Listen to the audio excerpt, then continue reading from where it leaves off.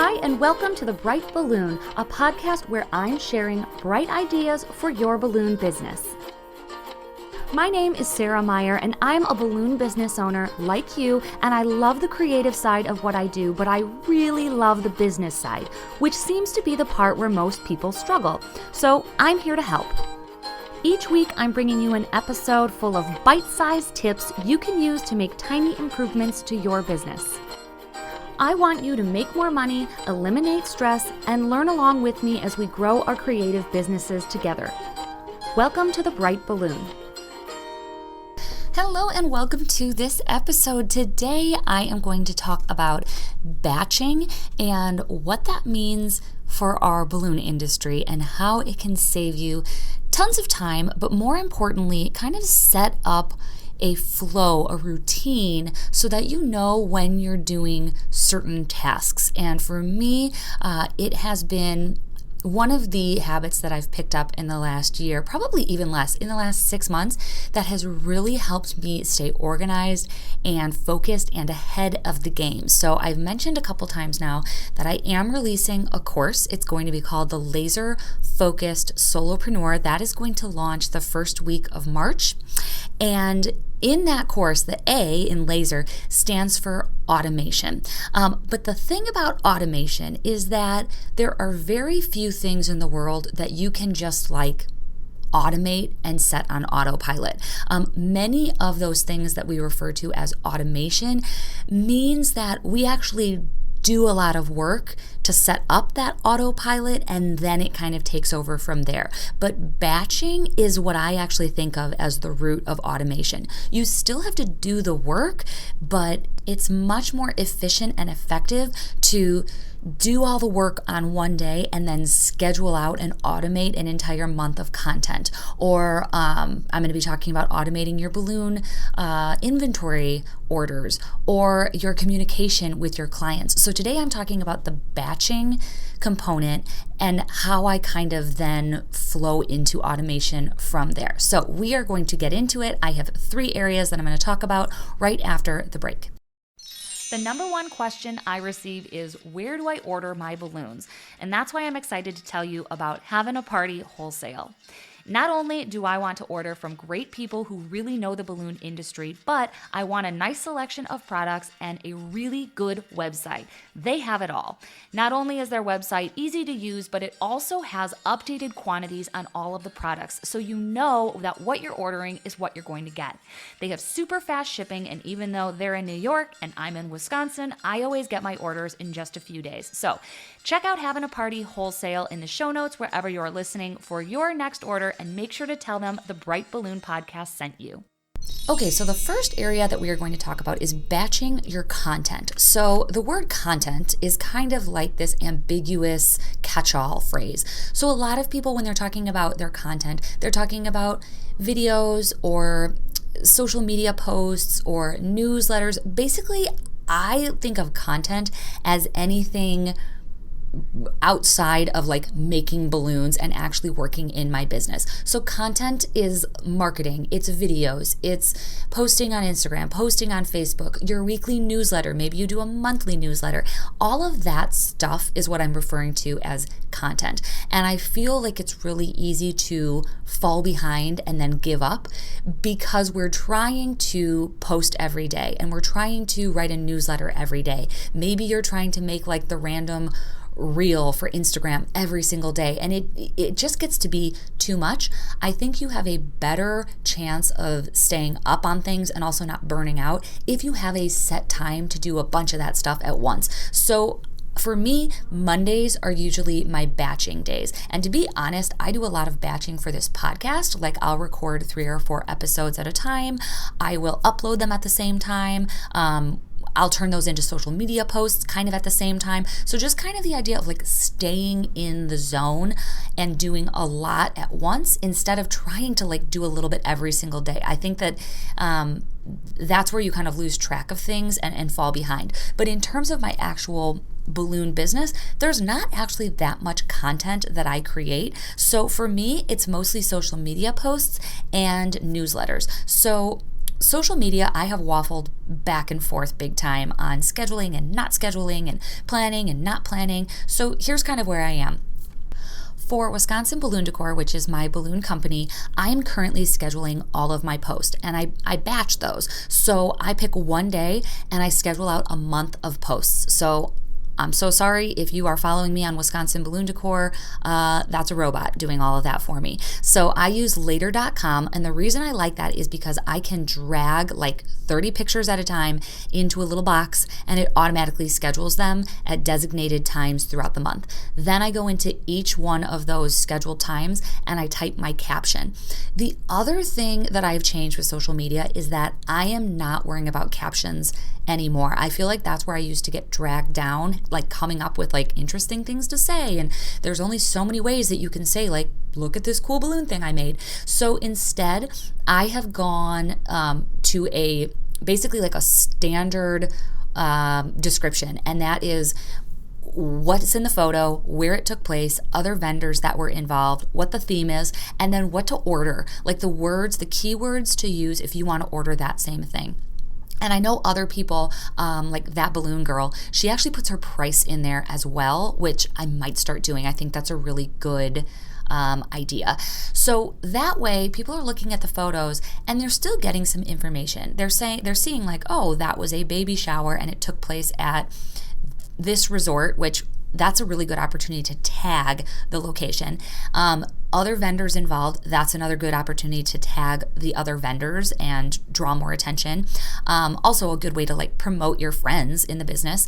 And then it's also giving them the language to use if they would like to order it. So a lot of times I get these really confusing, like, oh, I want this tower thing, or I like that thing you made that was hanging on the wall. It was like a big poofy cluster of balloons. It's like, it would be so much easier if they could just say, I would like a balloon column and organic garland. So I am trying to equip my potential clients with the correct language to order so that it helps us both kind of cut to the chase a little bit faster. So that is the direction that I have gone with my posting. And all of that is done in a batched time. So usually like Mondays are when I'm feeling super batchy. I don't know if that's the right word. But I'll sit down, I will pull, again, I do my social media for like a month. So I'll pull 30 photos, I'll drag and drop those into later.com. It will schedule them. I will do the captions. It takes me about, let's say, an hour max, really a lot faster now that I'm not thinking of caption titles. And then those will just automatically post throughout the month. So I batch all of my social media posts. The other thing that's not even batching, it's just automatic.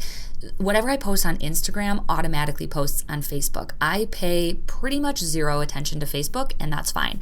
And I know some of you are thinking like, oh, but your audience, okay.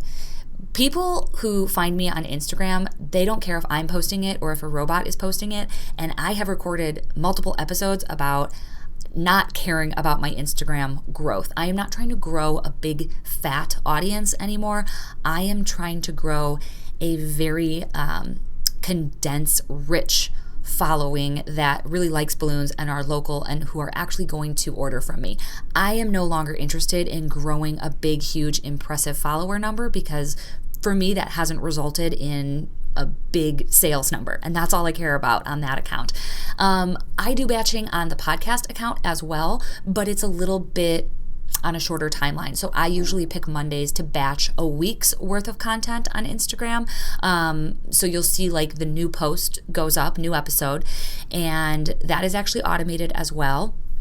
I use Zapier so that every time a podcast episode is published, it automatically posts for me on Instagram. And then from there, I will post a week of kind of reminders and little nuggets from each episode. Those are all scheduled as well. And I do those all in one big batch so that my social media is kind of just taken off my list for the week or the month.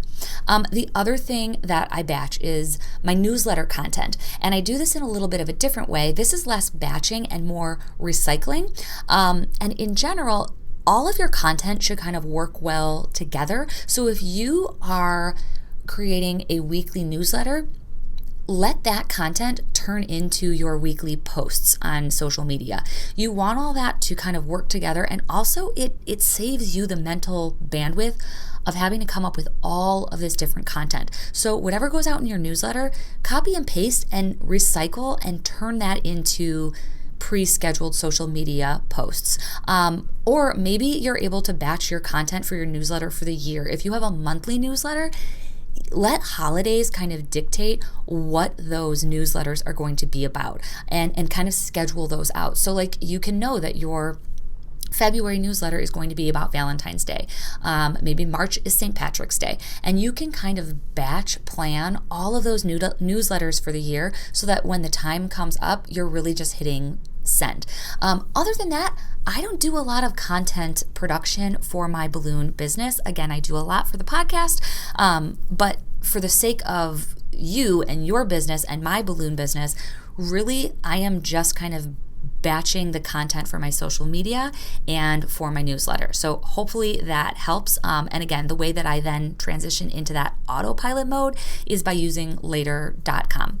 You can also use Canva. Their scheduling content planner is really, really great. So if you have graphics that you're making in Canva, you can schedule them right in there. Okay, let's move on to a different way of batching in your balloon business, and that is your ordering. So one of the things that slows me down and one of the things that wastes a lot of money is disorganized ordering. So I'm talking about like your products, your actual like balloons, your inventory. I used to not keep very much in stock, and I still don't. I run a pretty lean business because balloons have a shelf life, but I used to basically order every week for the next weekend's events. What that meant was that I was paying a lot in shipping and also leaving a lot kind of up in the air. And usually I got what I needed. But when the pandemic hit and when that shortage hit, all of a sudden I couldn't leave things down to the wire like that. I had to have more in stock and I had to have consistency. So over the last year, I've kind of borrowed bits and pieces of other people's systems and kind of created a system that works for me.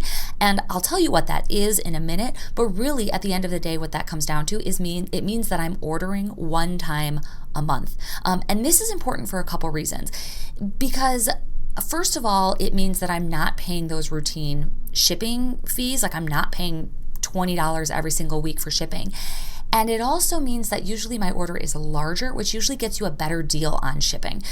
So I like doing that one big order once a month. I don't feel so frazzled. I don't feel like I'm constantly digging through my big balloon bins, seeing like what am I missing? And do I have that? And I swear I had a bag of that, but now I can't find it, but I should just order it anyway because this job is coming up and I need it. It's basically set a system in place for me to know that like once a month, I order everything I need, and then it comes, and then I'm good to go. I think the power in having consistency and batching your orders is that you're never really ordering what you need. You're just kind of ordering to replenish what you don't have. So to get to this point, a lot of things had to fall in place. First, I had to limit my colors. I had to come up with a consistent color chart that I was able to offer my clients so that they weren't ordering or requesting colors that I knew I didn't have in stock. So I pared down what balloons I actually make available. And then I actually had to come up with like a system to keep me organized. So the way that that's working right now is like I basically have bins that I'm calling my back stock. So these are my full bags of balloons, and I'm keeping a certain number in stock of every color. White, it's a little bit more. Red, purple, those are our school colors, local. So those I keep a little bit more. But in general, I'm keeping like 3 bags of 11-inch balloons in stock in every color. Then I have a whole episode recorded with Lily about her jars, her organization system that I totally implemented in my shop. So that way I have these jars that I can see. It makes my colors really accessible, and each jar holds 100 11-inch balloons. So I am only pulling balloons from my jars, and then I am filling the jars from the back stock. So I don't want to get too off course on kind of this system that I'm working out.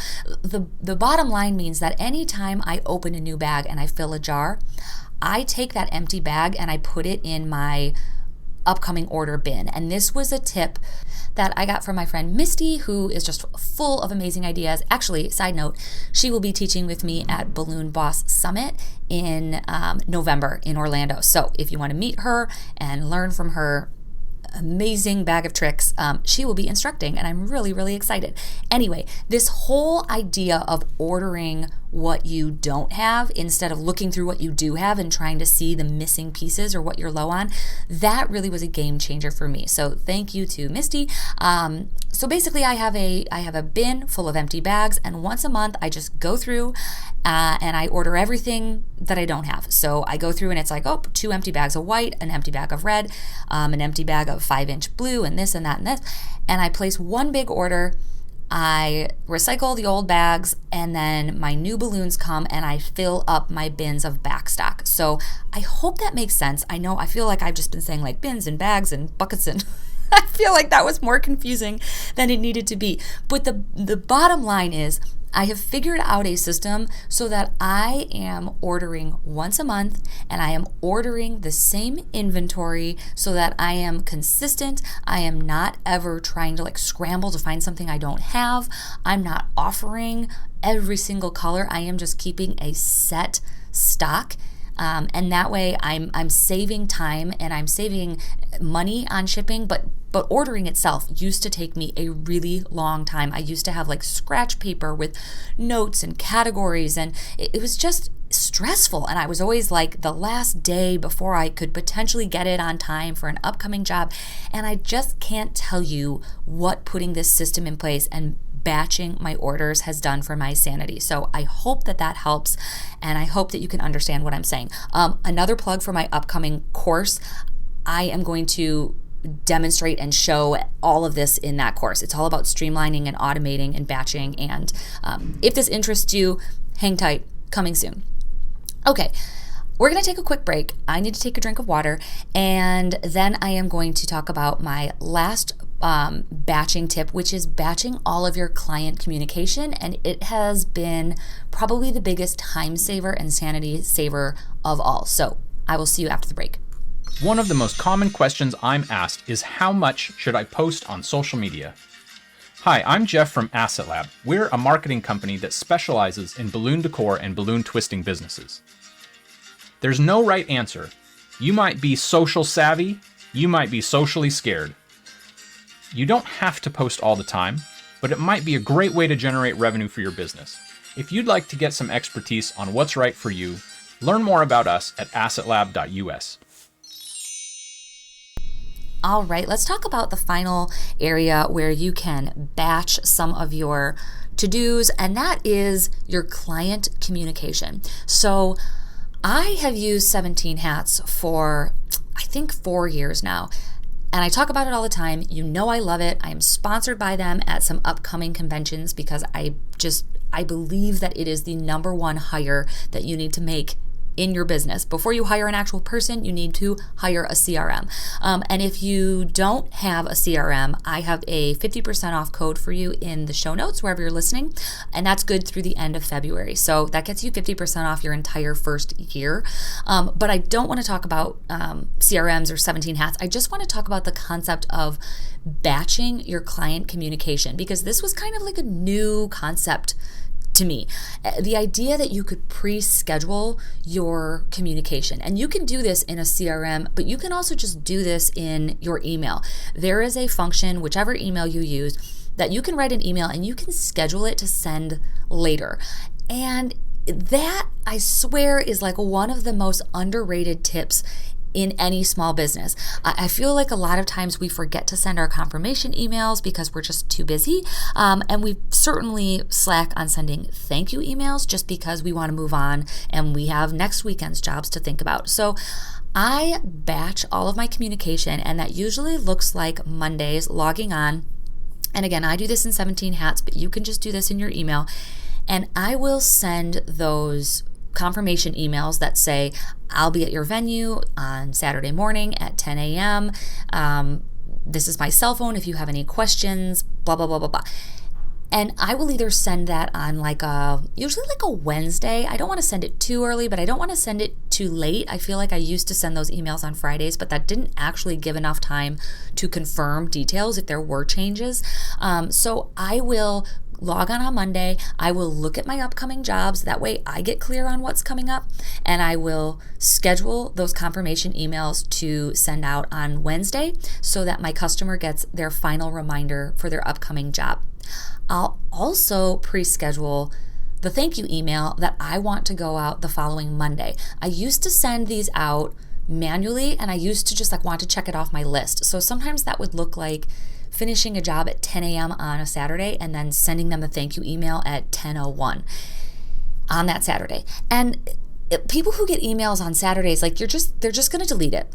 They're just going to clear it from their inbox. I have found that by sending the thank you email on a Monday or Tuesday, it actually gives them time to respond and really reflect on the party. I feel like I get more positive feedback when I send it on Monday, and I feel like I am more likely to get a review if I send it on a Monday or Tuesday.